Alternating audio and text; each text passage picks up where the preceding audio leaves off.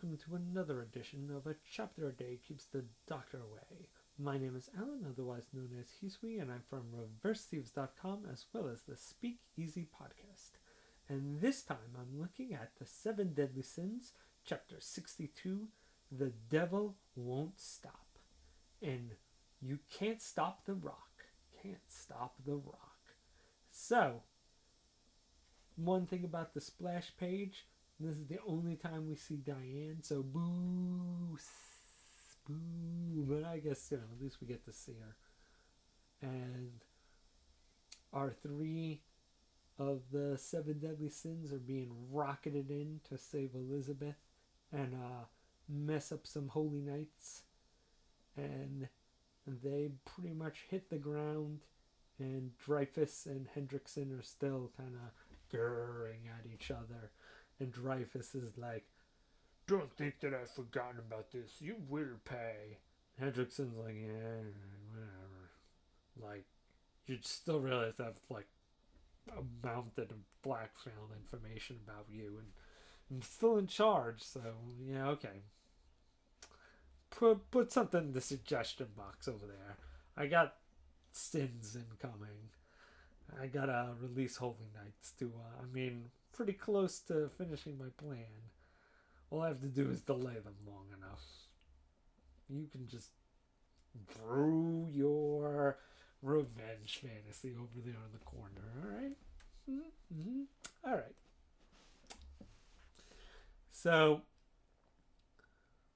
we have a little conversation between Ban and Melodus. And he's like, yeah, let's try to keep fighting to a minimum. Our goal is to rescue Elizabeth. And Ban is like, but we're going to be serious. We're not going to be like, oh, I don't want to hurt nobody real bad. He's like, nah. You got to kill a bitch. Kill a bitch. And so, I think every once in a while, One Piece is really good at just knowing when to go, you know what? We got to show that the Straw Hats are awesome. Let's have them wreck somebody. So when they actually have like a real fight that's hard, you feel it because you remember that time that they just totally ran over some people with powers. And it wasn't like every schmo they go up against is like this long protracted battle. Every once in a while, they just totally destroys some people who are, not like low-level nobodies. And this is exactly what happens. Because they hit all these guys, and like, basically Melodus gets hit by like just a complement of every kind of elemental attack. There's a guy with Aura Burst, Great Flames Curse, Plant Whip, Bullet Squall, Wind Shooter, Breath of Death, Flickstone. And he's just like, yeah, counter. All your stuff back at you. You're all dead. Let's move on. And we get to see Ban and Grouther just totally mutilate some people as well. Like one guy's like, you did very well, but now you're up against me, strong man. I'm just gonna drown in my own blood in my armor in this puddle over here. See you guys. And so it's generally just a nice few pages of them totally just rocking these like low-level holy knights. I mean, it's not like these guys have like loser powers. They have some pretty nifty stuff. I mean, like the Death Breath and the Bullet Squall definitely seem like stuff that would be, at least minorly challenging any other time, or to most characters, but they just wreck these guys. But then Melodus stops, and they're all like, what? And he's like, nah. There's some crazy powerful things, like, on the other side of the castle. Not in the castle, like on the other side of the castle, approaching the castle. He's like, what's up with that? And Hendrickson's like, sins I don't know about? Attacking us from the other side?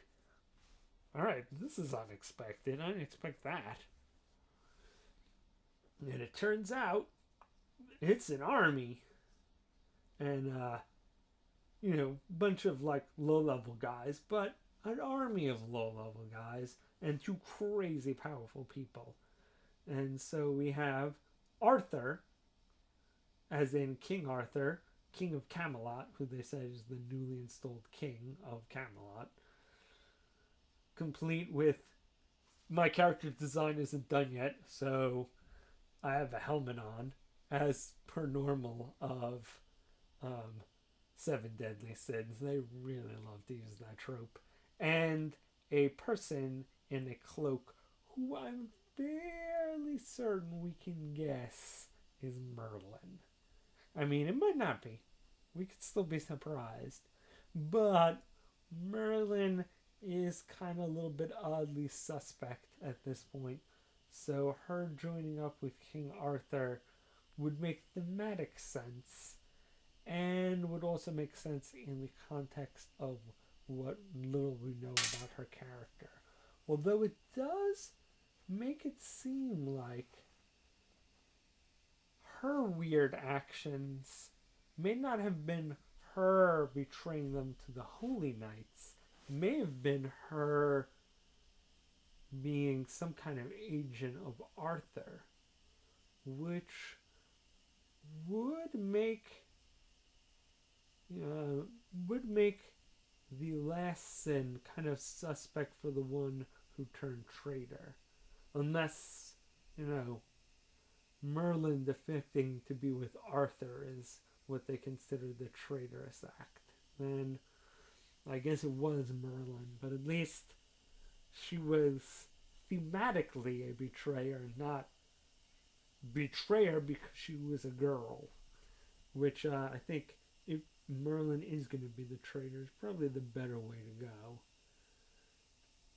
And so, obviously, Arthur and this hooded figure, who once again totally may not be Merlin, that may be just me putting on stuff, are serious business, and the army they have with them is not, nothing to scoff at as well. Even if they're just cannon fodder, there's still a lot of cannon fodder to, dynasty warriors through. And so it's not really sure whose side they're on or why they're here, but they're definitely an interesting new player. I don't think they're gonna necessarily be on the Sin side. I'm pretty sure they're gonna be a third party, kind of with their own agenda. At least that's what I hope. That would be interesting, because this, once again, it's really kind of a good One Piece thing when you've got, you've got the heroes, and then you've got multiple people who are not on their side, not necessarily against them, but definitely not playing for their agenda as well. I mean, obviously, the Holy Knights are against the Sins, but I'm wondering if Arthur is going to be a wild card, kind of helping neither, but really allied with neither. But, I guess, definitely unexpected, definitely interesting to have this third party in this battle, not expecting that. Curious to see if and when we get the reveal of who the cloaked figure is. And once again, some really nice fight scenes in this one. And really, what seemed like a rescue Elizabeth, get back the sword hilt, became has a lot more depth to it now, which I'm glad, because it seems kind of a standard, rescue the princess mission, but glad to see it has a little more bite to it. Also, glad to see that Meliodas getting an actual sword really upgrades what he can do.